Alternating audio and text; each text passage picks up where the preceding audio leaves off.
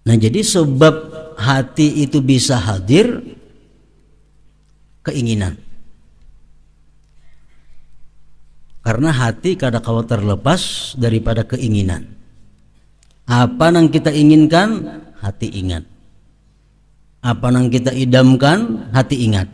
Nah, jadi sebab hadirnya itu hati adalah keinginan.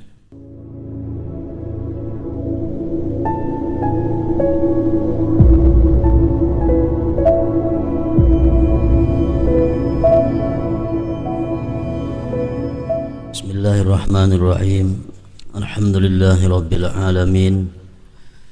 Wa bihi nasta'in ala umurid dunya waddin. Wassalatu wassalam ala sayyidina Muhammadin al-amin wa ala alihi wa sahbihi wattabi'in wa man tabi'ahum bi ihsan ila yaumiddin, amma ba'du. Faqad qala al-muallif al-imam Abu Hamid Muhammad bin Muhammad al-Ghazali rahimahullah wa nafa'ana bi ulumihi fid dharain, amin. Adapun sebab-sebab makna yang 6 macam ini,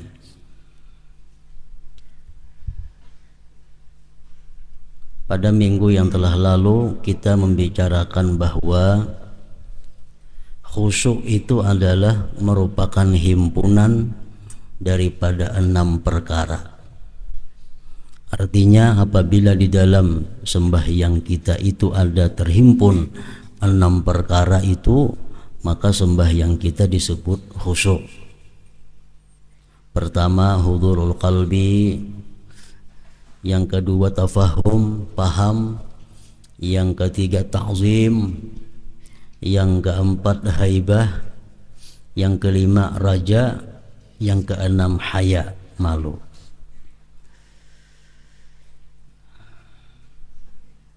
Jadi yang 6 perkara itu kadang akan bisa kita dapatkan kalau kadang melalui sebab-sebabnya. Karena masing-masing ada mempunyai sebab. Hadir hati di dalam sembahyang, sebabnya ada. Nah, di sini Imam Ghazali melanjutkan pembicaraan yang terdahulu tentang sebab-sebab makna-makna yang 6 macam ini. Maka ketahuilah bahwa sebab hadirnya hati adalah keinginan, himmah. Dalam bahasa kitabnya disebut himmah. Dengan adanya keinginan, maka hati kita hadir.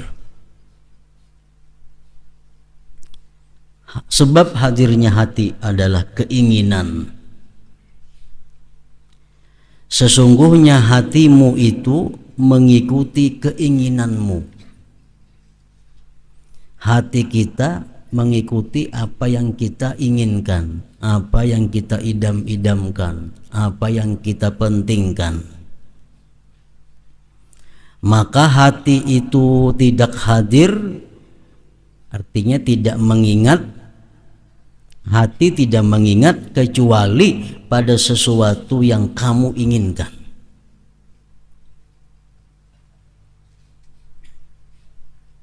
Hati kita kadang mengingat, hati kita kadang hadir kecuali pada sesuatu yang kamu inginkan.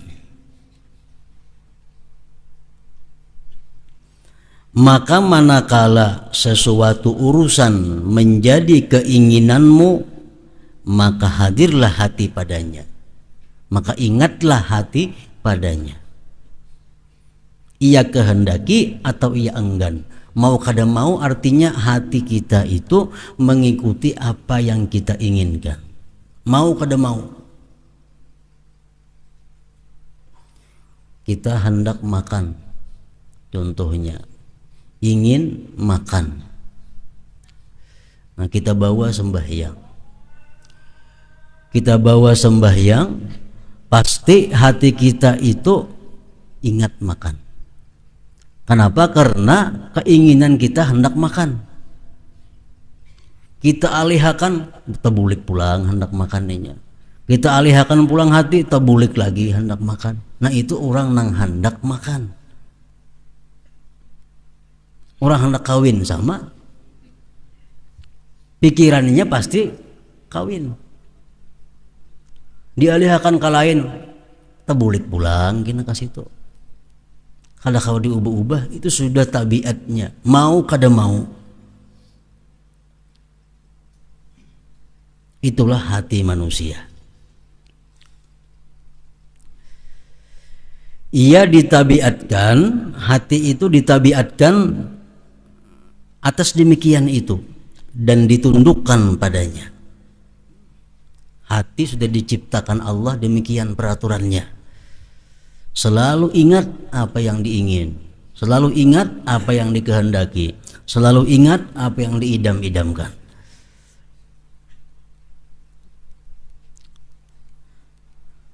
Hati apabila tidak hadir dalam salat,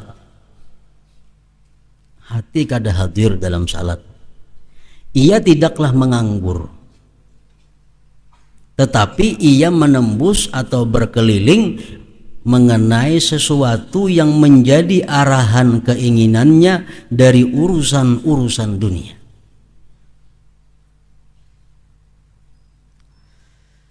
Nah, jadi sebab hati itu bisa hadir, keinginan. Karena hati kada kawa terlepas daripada keinginan. Apa yang kita inginkan, hati ingat.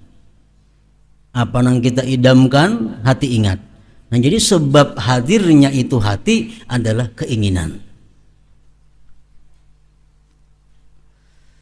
Maka tidak ada cara dan pengobatan bagi penghadiran hati kecuali dengan memalingkan keinginan kepada salat. Kayak apa hati supaya hadir dalam salat itu? Caranya adalah kapinginakan dulu kita kepada salat. Nah, kapinginakan kepada, inginkan hati kita kepada salat. Sedangkan keinginan itu tidak terpaling kepadanya selama tidak jelas bahwa tujuan yang dicari itu tergantung dengannya. Demikian itu adalah iman dan tasdik, pembenaran bahwa akhirat itu adalah lebih baik dan lebih kekal, dan bahwasanya salat adalah wasilah perantara kepadanya. Kayak apa hati supaya ingin lawan salat? Sedangkan biasanya hati ini ingin kepada sesuatu yang sifatnya kenyataan. Hati kita ini kepingin hendaknya sesuatu nang jelas, nang kelihatan, nang bisa dijangkau, nang bisa dinikmati, nang bisa dipakai. Nah sekarang kayak apa hati kita supaya kepingin salat? Nah itu membutuhkan iman dan yakin. Nah apa yang diimani, nah apa yang diyakini bahwa surga itu lebih baik daripada dunia dan tidak bisa ke surga kecuali salat. Nah itu jalannya. Kalau iman kita kuat, yakin kita kuat bahwa surga itu kada bisa dicapai kecuali dengan salat. Nah maka diri kita kepingin kepada salat. Bila kita kepingin kepada salat, bisa menghadirkan hati di dalam salat. Selama kita masih berpikir bahwa keadaan dunia ini lebih menggiurkan daripada keadaan akhirat, selama kita masih berpikir bahwa duit 100.000 itu berharga daripada surga, kita kada akan bisa menghadirkan salat di dalam hati kita waktu salat itu. Nah ini membutuhkan iman dan keyakinan.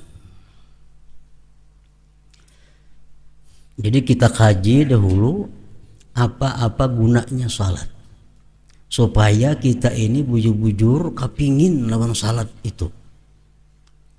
Nah, kita kaji tentang salat.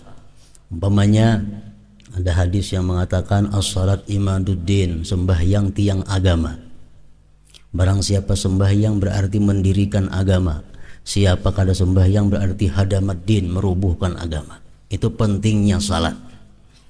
Ada lagi hadis yang mengatakan, barang siapa nanti di akhirat salatnya diterima oleh Allah, amalan yang lainnya ikut diterima. Kalau salatnya tidak diterima oleh Allah, yang lainnya pun rubuh. Kita kaji tentang gunanya salat, tentang pentingnya salat, supaya hati kita ini ingin dengan salat itu. Bila hati kita ingin dengan salat, bisa kita hadir hati di dalam salat itu. Nah, itu membutuhkan iman, keyakinan tadi. Lain kayak makanan. Nah, makanan itu terasa nyamannya, terasa manisnya, terasa lezatnya. Kita kepingin. Nah, kalau kita hendak makan, karena kita sudah tahu, sudah jelas makanan itu nyaman, menghilangkan lapar dan sebagainya. Lalu hati kita hadir kepada makanan itu. Nah, sedangkan sembahyang ini kenikmatannya di akhirat kayaknya. Maka itu perlu keyakinan dan iman tadi.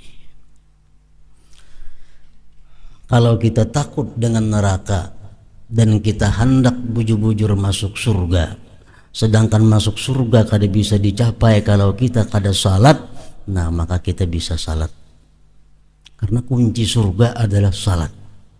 Kunci surga adalah sembahyang. Kalau kita yakin demikian, otomatis kita kepingin lawan salat itu, rindu kepada salat itu. Apabila hal ini disandarkan kepada hakikat pengetahuan tentang kehinaan dunia dan kepentingan-kepentingannya, maka dari secara keseluruhan tercapailah kehadiran hati di dalam salat. Kalau kita sudah bisa meletakkan bahwa akhirat itu lebih daripada dunia, lebih mulia, lebih kekal, lebih lezat, lebih segala-galanya daripada dunia, itu sudah jadi keyakinan kita, tercapailah kehadiran hati di dalam salat itu.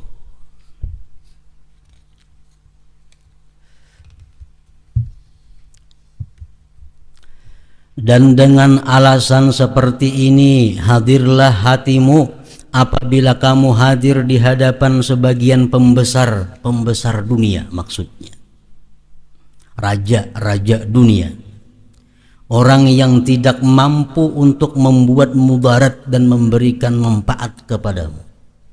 Ini perbandingan.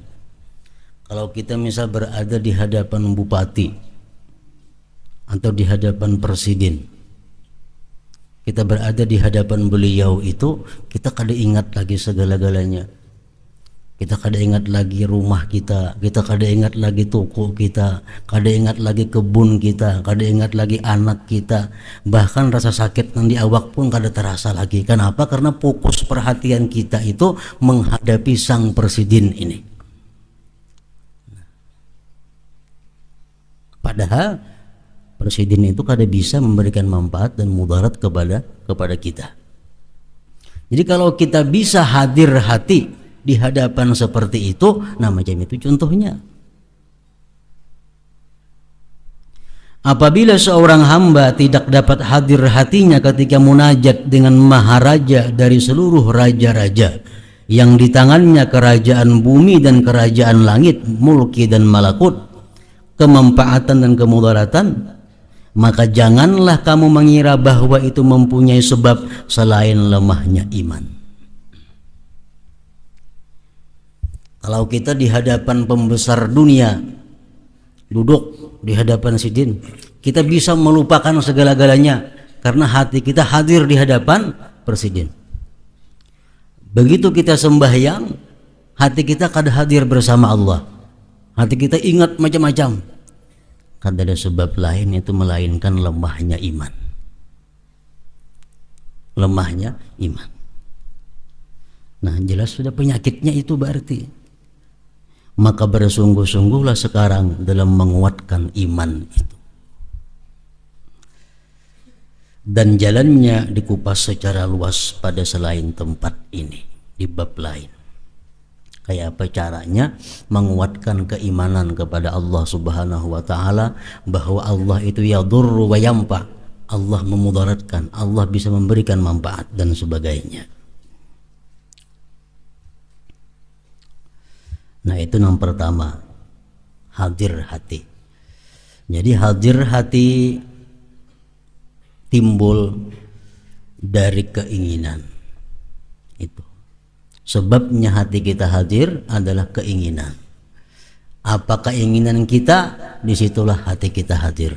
Apa keinginan kita, disitulah hati kita adanya.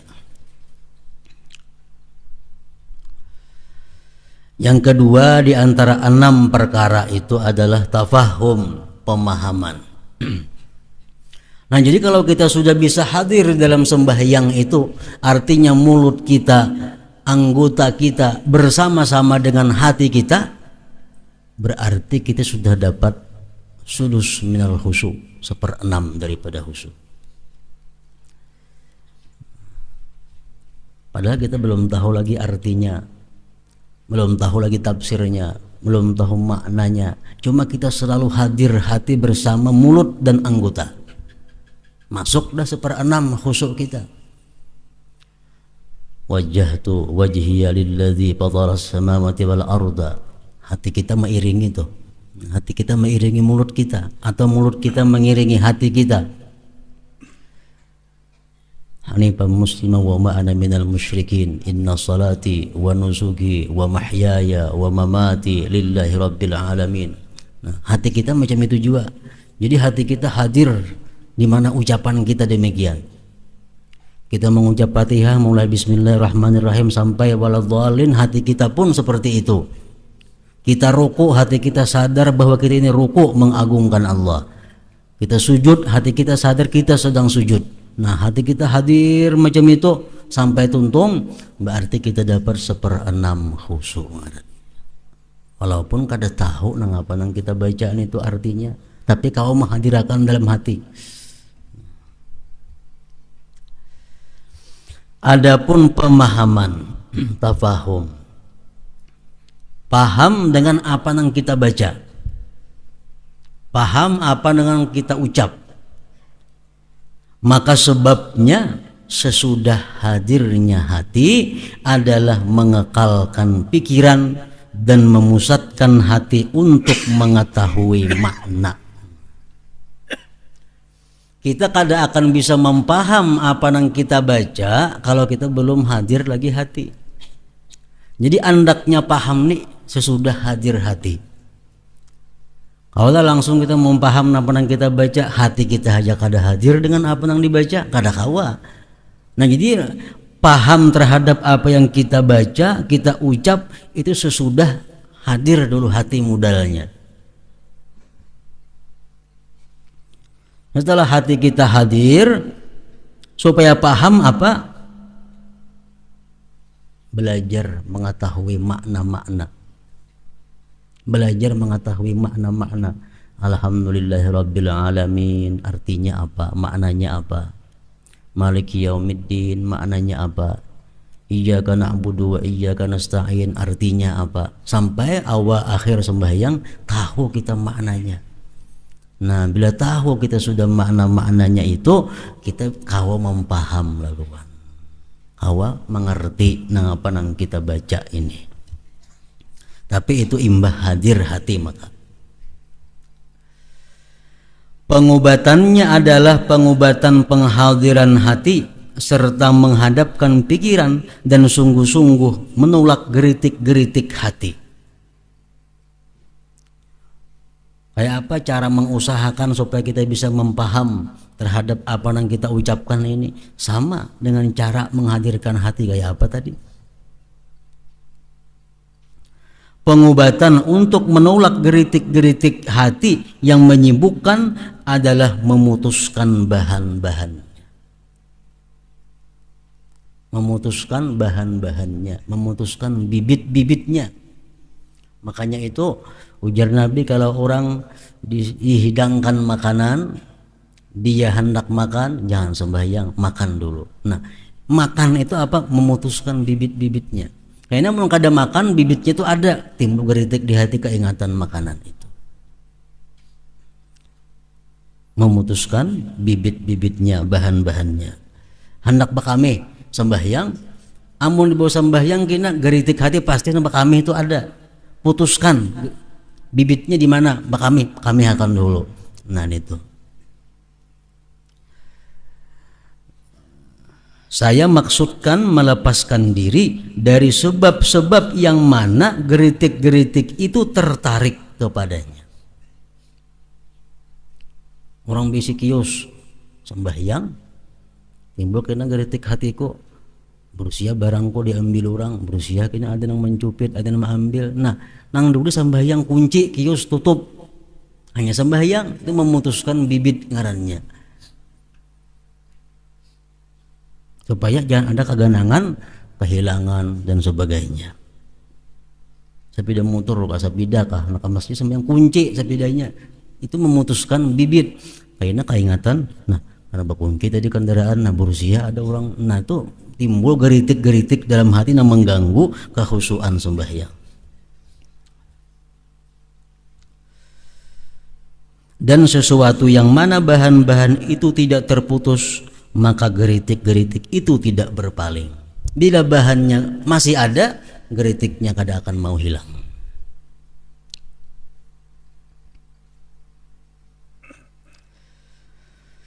Barang siapa yang menyukai sesuatu, maka ia memperbanyak menyebutkannya. Menyebut orang yang dicintai itu secara pasti masuk ke hati. Menyebut Allah pasti masuk ke hati.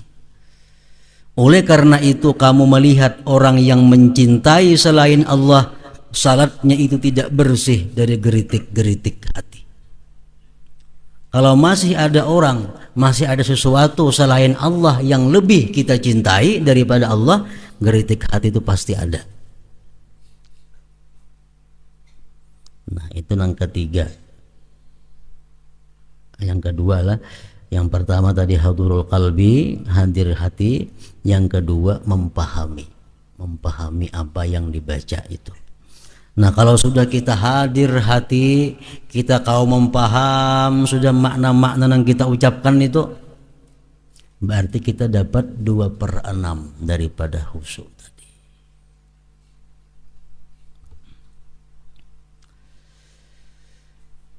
Yang ketiga pengagungan, ta'zim.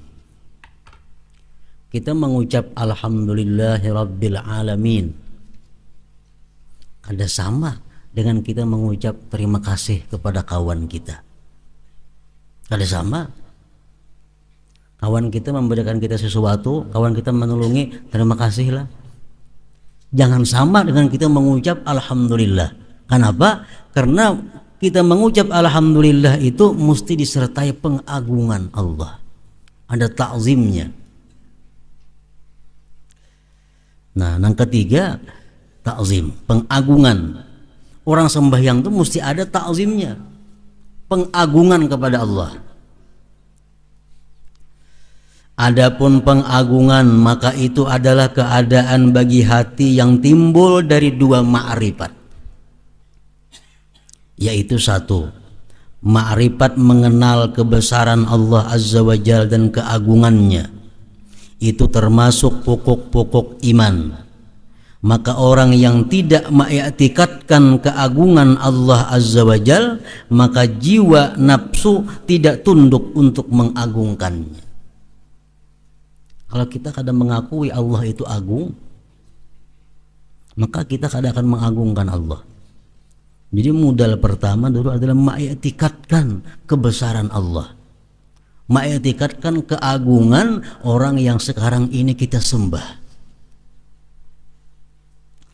Yang kedua, ma'rifat mengenal kehinaan diri dan kerendahannya. Nah, 2 itu. Kalau kita 2 ini ada, kita mengiktikadkan, meyakini bahwa kita ini hina karena selalu berhajat kepada selainnya. Kita meyakini Allah itu maha agung. Dari 2 itu terkumpul ta'zim kepada Allah Subhanahu wa ta'ala. Ma'rifat mengenal kehinaan diri dan kerendahannya, dan keadaan diri itu sebagai hamba yang ditundukkan dan dididik, dipelihara oleh Allah. Sehingga dari dua ma'rifat itu lahirlah ketenangan, kelunakan dan kekhusyuan kepada Allah Subhanahu wa taala. Kenali diri, kelemahan-kelemahan diri. Kenali sifat-sifat keagungan Allah. Nah, bisa tuh mengagungkan Allah.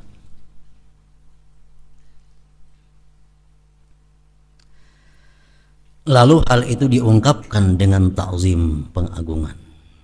Selama pengenalan kehinaan jiwa belum bercampur dengan pengenalan keagungan Allah, maka tidak teratur keadaan pengagungan dan kekhusyuan itu.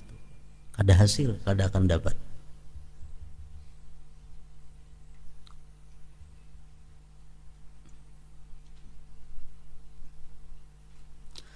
Sesungguhnya orang yang memandang dirinya tidak membutuhkan terhadap orang lain dan aman pada dirinya adalah boleh bahwa mengenal sifat-sifat keagungan dari orang lain, namun khusyuk dan mengagungkan tidaklah menjadi keadaannya.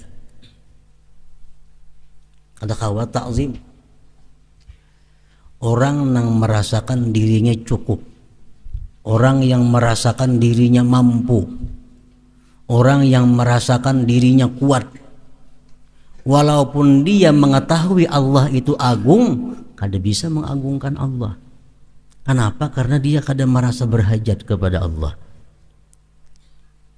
Bahwa seorang ini tahu aja bahwa Allah itu agung, Allah itu maha segala-galanya, tapi dirinya merasa kuat juga. Dirinya merasa kaya, dirinya merasa berkuasa, dirinya merasa kada butuh orang siapa juga pun, mampu apa yang dia kehendaki terjadi. Nah, walaupun dia mengetikatkan Allah itu maha agung, tapi ini kada kau mengagungkan Allah. Kenapa? Karena dirinya merasa kada berhajat kepada Allah. Nah, kalau kita merasa diri kita ini hina, diri kita ini berhajat kepada Allah, kita tahu Allah punya sifat yang agung, nah di situ kawa kita mengagungkan Allah Subhanahu wa taala. Karena karinah yang lain, yaitu mengenal kehinaan diri dan berhajatnya, itu tidak menyertainya. Ada kawa mengagungkan. Nah, jadi kita membaca Al-Quran lain dengan membaca surat-surat dunia, karena itu ada ta'zimnya. Quran ini kalam Allah, kalam Tuhan yang maha agung, sedangkan aku adalah makhluk yang serba kurang, serba hina. Jadi begitu membaca Al-Quran, ada ta'zimnya, ada mengagungkannya. Adapun haibah, nah yang keempat, haibah dan khauf, takut, maka itu adalah keadaan diri yang timbul dari ma'rifat, mengenal kekuasaan Allah, kegagahan dan keterlaksanaan kehendaknya Allah padanya, serta kurangnya peduli Allah padanya. Allah kada peduli lawan kita. Kita hendak dimatikannya, hendak dimiskinkannya, hendak dijatuhkan, Allah kada peduli.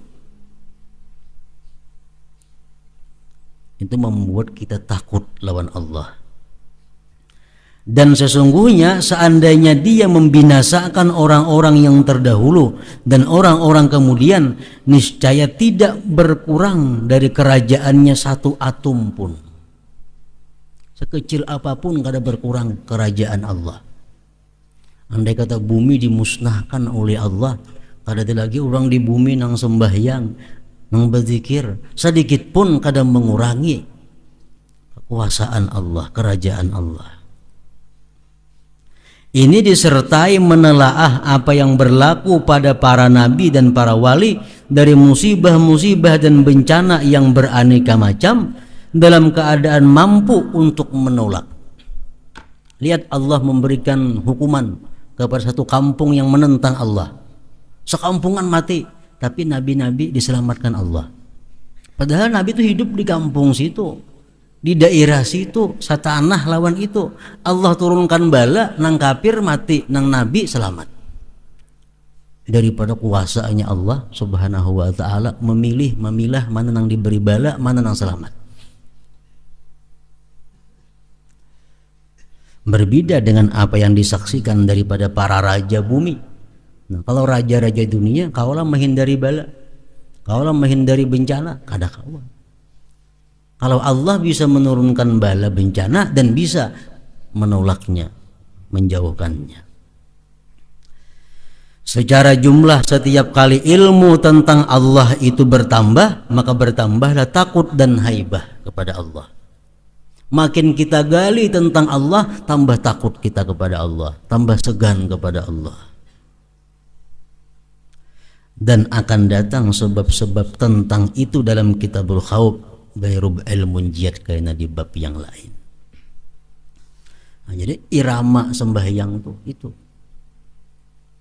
hadir hati, paham dengan yang dibaca, takzim, itu tiga itu mutlak. Dalam bacaan apapun, dalam gerakan apapun, tiga ini mesti ada: hadir, paham, takzim. Nah, sedangkan tiga berikutnya ini menyesuaikan irama. Kalau nang kita ingat kepada Allah itu ada tentang kedahsyatannya, tentang gagah perkasanya, takut kita kepada Allah.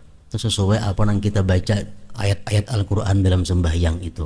Kadang-kadang takut, kadang-kadang harap, kadang-kadang malu. Cuma kalau tiga tadi hadir, paham, takzim selalu ada di dalam gerak-gerik sembahyang itu. Yang kelima, adapun harapan. Maka sebabnya, kenapa kita mengharap Allah? Sebabnya adalah mengenal lutfillah azza wa jalla, kemurahannya, kemarataan, kenikmatan yang dikaruniakannya. Kita kenal Allah itu memberikan nikmat kepada orang kafir, Allah memberikan nikmat kepada orang yang taat, Allah memberikan nikmat kepada orang yang durjana, Allah memberi nikmat kepada orang yang zalim. Kita yakini itu, nah kita bisa berharap karena mandaya aku kada dapat nikmat. Nah, di situ ada harapan. Si kafir tuh jadi dapat nikmat, apalagi aku. Nah, di situ ada harapan kepada Allah.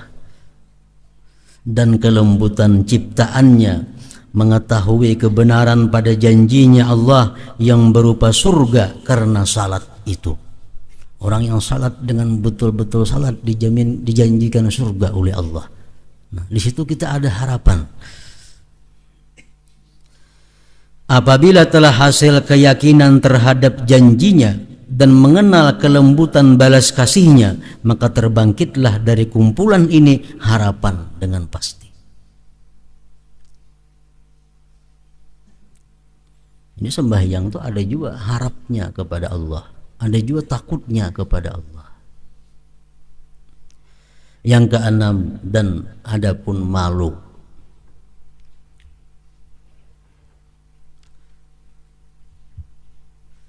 Malu ini paling tinggi derajatnya di antara takut, harap tadi malu. Malu kepada Allah Subhanahu wa taala kalau Allah melihat aku sedang berbuat nang kada baik. Malu kepada Allah kalau Allah sampai melihat aku di tempat maksiat. Malu kepada Allah kalau Allah melihat aku dalam keadaan berbuat yang diharamkannya. Nah, malu. Dalam sembahyang pun ada juga rasa malu kepada Allah. Di mana datangnya malu itu? Maka karena merasa taksir dalam beribadah, kurang, dan ia mengetahui kelemahan untuk melaksanakan besarnya hak Allah Azza wa Jalla. Hal itu dikuatkan oleh pengetahuan cacat-cacat diri, bahaya-bahaya nafsu dan kurangnya ikhlas. Mengetahui kotoran-kotoran yang masuk pada nafsunya, kecenderungannya kepada bagian dunia dalam seluruh perbuatannya, serta mengetahui besarnya apa yang dikehendaki oleh keagungan Allah Azza wa Jalla, karena dia melihat terhadap rahasia Allah melihat rahasia geritik-geritik hati meskipun kecil dan tersembunyi. Nah, kalau kita meyakini itu, kita malu kepada Allah Subhanahu wa taala. Kebiasaannya malu itu timbul kepada Allah di dalam sembahyang itu di waktu kita meminta kepada Allah. Di waktu kita memohon kepada Allah. Di situ biasanya timbul antara harap lawan malu. Harap mudah-mudahan doa ini dikabulkan Allah, walaupun ada juga malunya karena kebanyakan minta kepada Allah padahal banyak maksiat kepada Allah. Nah, pengetahuan ini apabila diperoleh secara yakin, maka terbangkitlah daripadanya secara pasti suatu keadaan yang disebut dengan malu.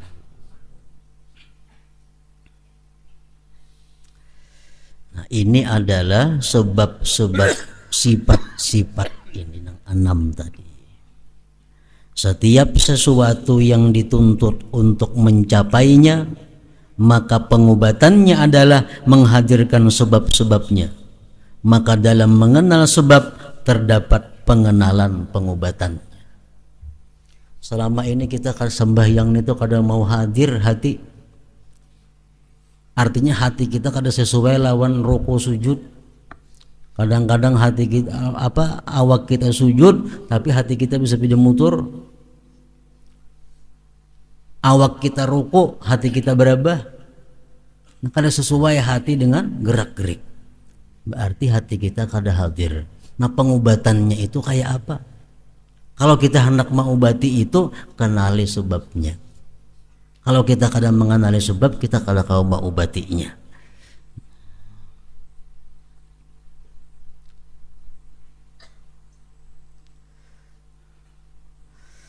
Ikatan seluruh sebab-sebab ini adalah iman dan yakin. Itu sentralnya di situ. Iman dan yakin. Kalau keyakinan dan keimanan yang kuat, mudah untuk segala sifat 6 perkara tadi. Ikatan seluruh sebab-sebab ini adalah iman dan yakin. Dengannya saya maksudkan pengetahuan-pengetahuan yang telah kami sebutkan. Memaham makna-makna bacaan Al-Quran kadakawa. Kenapa? Karena kadang mengerti bahasa Arab. Tahu sebabnya? Belajarlah bahasa Arab. Belajarlah makna-makna Fatihah. Belajar makna-makna Subhana Rabbiyal A'la, Subhana Rabbiyal Azim. Belajar apa itu maknanya tahiyat, apa itu maknanya kunut, apa itu maknanya bacaan sujud dan sebagainya.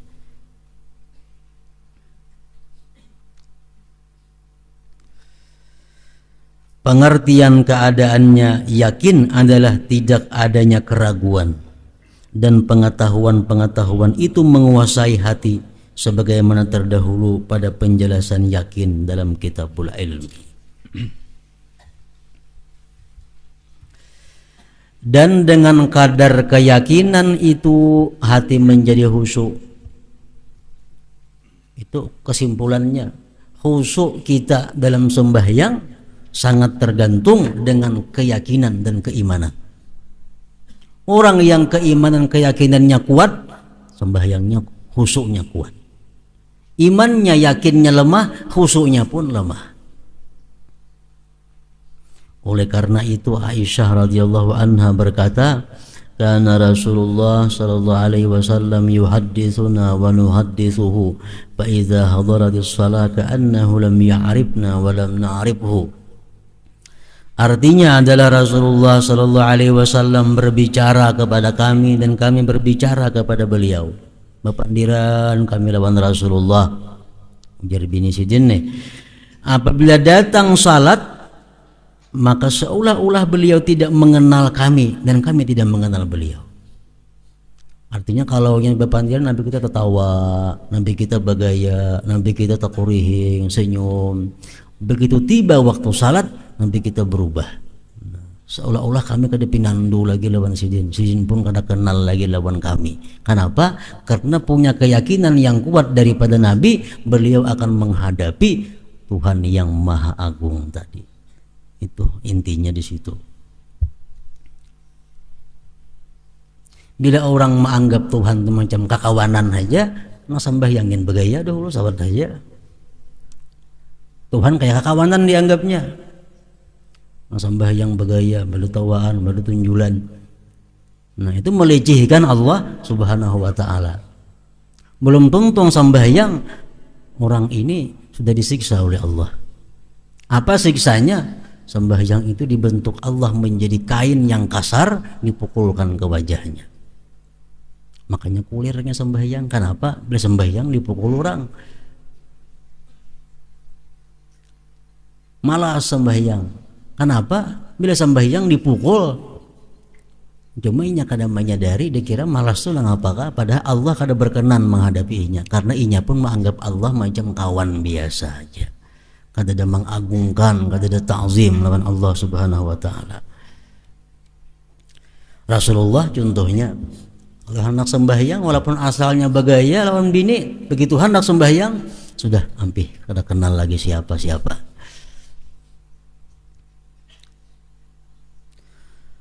Dan telah diriwayatkan bahwasanya Allah Subhanahu wa Ta'ala mewahyukan kepada Musa alaihi salam, wahai Musa, apabila kamu menyebut aku, maka sebutlah aku sedangkan kamu tergerak anggota-anggota badanmu.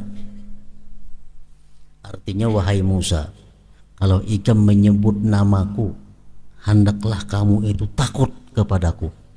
Orang takut itu biasa menggetar awaknya.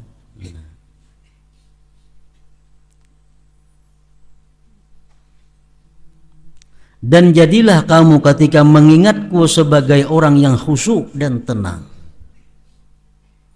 Kalau kita sedang mengingat Allah, kita jangan terburu-buru. Dan apabila kamu menyebut aku, maka jadikanlah lidahmu di balik hatimu. Artinya hati lawan lidah itu seirama. Mulut mengucap Allah, hati pun Allah. Mulut mengucap la ilaha illallah, hati pun la ilaha illallah. Dan apabila kamu berdiri di hadapanku, maka berdirilah seperti berdirinya hamba yang hina, dan bermunajatlah kepadaku dengan hati yang takut dan lisan yang benar, jujur. Dalam sembahyang kita mengakui wajjahtu wajhiya lilladzi fataras samawati wal arda. Wajjahtu wajhiya, aku hadapkan hatiku, lilladzi fataras samawat, bagi Tuhan yang mencipta langit dan bumi. Mulut kita mengakui itu, padahal waktu itu hati kita lupa kepada Allah. Itu ngarannya kada jujur dengan Allah Subhanahu wa Ta'ala.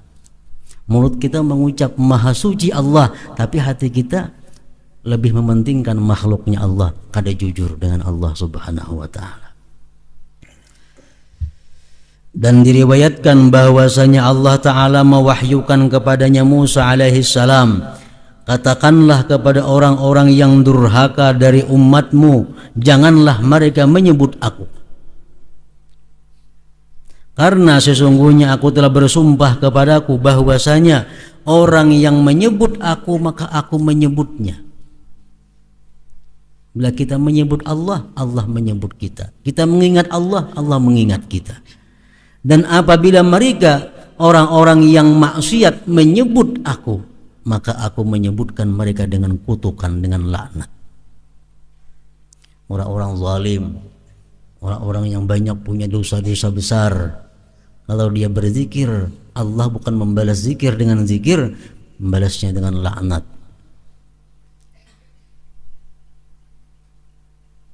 Ini pada orang yang maksiat, durhaka, yang tidak lalai, lupa pada menyebutnya. Ini orang ahli maksiat berzikir khusyuk, dilaknat oleh Allah, dilaknat oleh Allah. Maka bagaimanakah apabila berkumpul antara lalai dan durhaka? Maksiat sudah banyak kepada Allah, berzikirnya lalai pulang, kada kau dibayangkan lagi. Orang yang banyak dosa berzikir khusyuk, dilaknat oleh Allah. Apalagi mana banyak dosa, mana berzikirnya pulang lalai, maginnya lagi. Nah, maka itu dianjurkan sebelum kita berzikir suruh sembahyang dahulu. Sebelum berzikir beristighfar, minta ampun dahulu kepada Allah Subhanahu wa taala. Sebelum berzikir membaca macam-macam bacaan supaya kita bisa menjadikan zikir itu sebagai modal untuk Allah mengingat kita dengan rahmatnya, bukan dengan laknatnya. Berbuat maksiat, la ilaha illallah, la ilaha ada maulid itu bersihi dahulu diri kita, hanya menyebut Allah, Allah pasti membalasnya dengan rahmatnya. Dengan perbedaan makna-makna yang telah kami sebutkan mengenai hati, maka terbagilah manusia kepada satu orang lalai yang menyempurnakan salatnya. Salatnya sempurna tuntung, tapi hatinya lalai. Namun hatinya tidak hadir sejenak pun daripadanya. Yang kedua, orang yang menyempurnakan dan hatinya tidak gaib, tidak lalai sejenak pun. Bahkan terkadang ia pusatkan himmahnya, keinginannya padanya Allah. Sekira ia tidak merasakan apa yang berlaku di hadapannya. Daripada saking fokusnya dia kepada Allah, dia kadang menghiraukan lagi, kadang merasakan lagi apa yang berlaku di sekelilingnya. Oleh karena itu Muslim bin Yasar tidak merasakan runtuhnya tiang masjid di mana manusia berkumpul kepadanya. Perhatian sembahyang Muslim bin Yasar, salah seorang aulia Allah, sembahyang runtuh masjid, kada tahu. Dari saking fokusnya kepada salat itu. Dan sebagian dari mereka menghadiri jamaah sesaat, namun ia tidak mengetahui sama sekali orang yang di sebelah kanan dan kirinya. Masjid umpar sembahyang berjamaah, siapa dihiga ada tahu. Kenapa? Karena pikiran bukan kepada orang yang dihiga kiri kanannya. Ini kada hafal sama masjidan, orang di masjid di mana?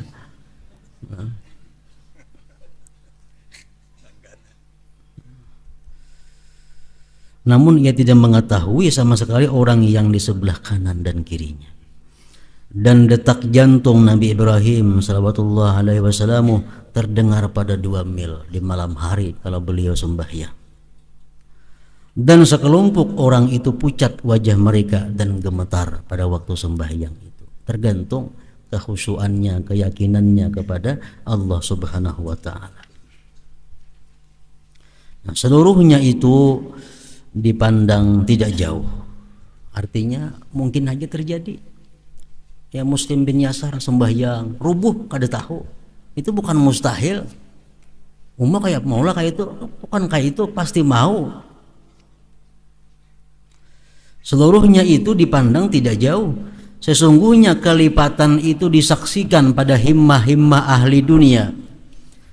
Dan takutnya kepada raja-raja dunia serta keadaan lemahnya mereka dan rendahnya bagian-bagian yang diperoleh dari mereka. Raja-raja dunia nih, amun kita menghadap sidin, berapa ada diberi sidin kita, berapa ada digaji sidin. Tapi kalau kita berhadapan sidin, kadang-kadang kita hadirnya luar biasa. Sehingga seorang masuk kepada raja atau menteri dan ia mengatakan kepadanya akan kepentingannya, ulun presiden perlu kepada pian ini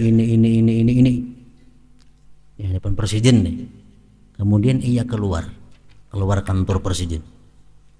Seandainya ia ditanya tentang orang yang di sekeliling presiden atau tentang pakaian raja, niscaya ia tidak mampu untuk memberitakannya. Siapa-siapa di dalam kantor teh aku kada tahu lagi nah, kadang perhatikan. Presiden teh baju napa? Kadang perhatikan juga aku. Daripada saking fokusnya bapandir lawan sang presiden tadi. Itu mungkin terjadi. Kenapa? Karena kesibukan himmahnya, keinginannya dengan raja itu. Bukan pakaian raja yang dipandangnya dan bukan hadirin di sekitarnya. Itu banyak kita. Saking asiknya kita memikirkan sesuatu nang lewat di hadapan kita kada tahu siapa tadi. adalah orang nang sarumah ada tahu daripada saking malamun tuh asiknya memikirkan apa kan dipikirkan. Itu bisa terjadi. Maka itu juga orang sembahyang nama macam tadi, saking fokusnya hati kepada Allah Subhanahu wa taala. Maka bagian masing-masing orang dari salatnya adalah menurut kadar takutnya, khusyuknya dan pengagungannya. Sesungguhnya tempat pandangan Allah yang maha suci adalah hati, bukan zahir gerakan-gerakan. Oleh karena itu sebagian sahabat radhiyallahu anhum berkata, manusia akan dikumpulkan pada hari kiamat menurut perasaan perilaku mereka dalam salat dan ketenangan dan keheningan, dan dari adanya kenikmatan dan kelezatan dengan salat itu. Di padang mahsyar panasnya luar biasa, paluh manusia sampai banjir. Orang-orang nang salatnya tenang, salatnya khusyuk, salatnya nikmat, di padang mahsyar akan menemui seperti itu kenikmatan, kelezatan dan kemudahan. Jadi kayak apa kita kayaknya di padang mahsyar tergantung kayak apa sembahyang kita di dalam dunia ini. Kalau dalam dunia sembahyang kita nyaman, dalam dunia sembahyang kita tenang, di padang mahsyar pun kita macam itu. Itu cerminannya, ujar para sahabat Nabi kita. Sungguh kata-kata sahabat itu benar, karena setiap orang itu dikumpulkan atas sesuatu yang ia mati padanya, dan ia meninggal atas sesuatu yang mana ia hidup padanya. Dalam keadaan itu dipelihara keadaan hatinya, bukan keadaan orangnya. Dari sifat-sifat hati dibentuklah gambaran di negeri akhirat. Dan tidaklah selamat di akhirat itu kecuali orang yang datang kepada Allah dengan hati yang selamat. Kita mohon kepada Allah akan baiknya pertolongan dengan balas kasih dan kemurahannya. Amin ya rabbal alamin. Kemudian penjelasan tentang obat yang berguna dalam menghadirkan hati. Kayak apa caranya supaya hati kita bisa hadir dalam sembahyang itu.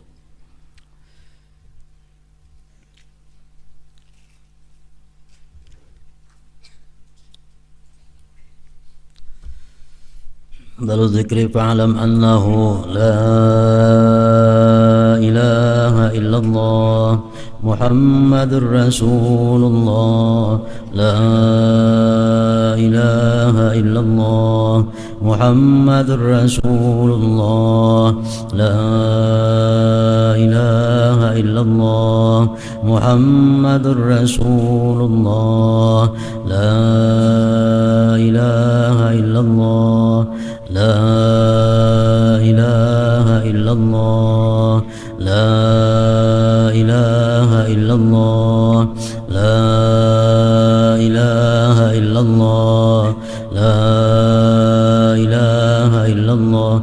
Allahu Allah, Allahu Allah, Allahu Allah, Allahu Allah, Allahu Allah, Allahu Allah, Allahu Allah, Allahu Allah, Allahu Allah, Allahu Allah, Allahu Allah, Allahu Allah, la ilaha illallah Muhammadur Rasulullah, la ilaha illallah Muhammadur Rasulullah, la ilaha illallah Muhammadur Rasulullah, la ilaha illallah. Al-Fatihah. إياك نعبد وإياك نستعين اهدنا الصراط المستقيم صراط الذين أنعمت عليهم. فيا أيها الرجل منه شفاعة صلوا عليه وسلموا تسليما. اللهم صل وسلم